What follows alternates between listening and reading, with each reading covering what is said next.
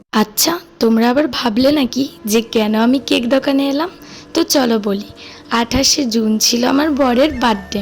আর এই ব্লগটা হচ্ছে বার্থডের দিন রাত্রেবেলা। তো আমি, আমার বর আর আমার বোনও গেছিলাম কেক আনতে। তো সেখানে একটা কেক, আমার বরের পছন্দ মতো একটা কেক নিয়েছিলাম। আর নিয়েছিলাম 1 প্যাকেট বেলুন। বেলুন তো আমরা কেউই ফোলাতে জানি না, শুধু আমিই জানি বলতে গেলে। না আমার বর ফোলাতে জানে, না বোন, কেউই জানে না। তো আমি একা একা অনেকগুলো বেলুন ফোলাচ্ছিলাম। যতগুলো পেরেছি ফুলিয়েছি, বাকিগুলো সব রেখে দিয়েছি।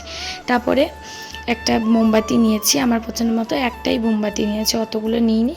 তারপরে এই যে তোমাদেরকে দেখাই কেকটা, এটা কিন্তু আমার বরের পছন্দের কেক, আমার বরই নিয়েছে। আর বিশেষ করে আমার চকলেট কেক খুব ভালো লাগে, ওই জন্য চকলেট কেকটাই নেওয়া হয়েছে। আর এই কেকটা ছিল আমার তরফ থেকে। আমার বরের জন্মদিন পেরিয়ে গেল, কিন্তু আমার এখনও গলা দাবা কাশি কোনোটাই কমেনি। তো দেখো আমি আমার বরকে একটু আদর করে দিলাম, তারপরে বলছি যে দেখো এই ডেকোরেশনটা, এটা আমি যতটা পেরেছি করেছি। তারপরে এখন মা বাবা সবাইকে ডাকলাম, মাসিমণি এসেছিলো তাদেরকেও ডাকলাম। তার সবাইকে ডাকার পরে কেক কাটাটা আরম্ভ করলাম।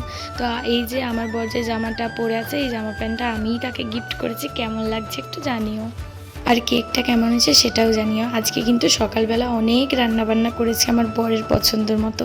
তারপরে এই যে কেক কাটা শুরু হয়ে গেছে, আর আমার বোনুকে পাশে বস করিয়েছি, কারণ ও একটু বেশি লজ্জা পাচ্ছিল, ওই জন্য ওকে একটু ক্যামেরার সামনে থেকে বস করিয়ে দিয়েছি, কারণ যাতে ওর লজ্জাটা একটু কাটে।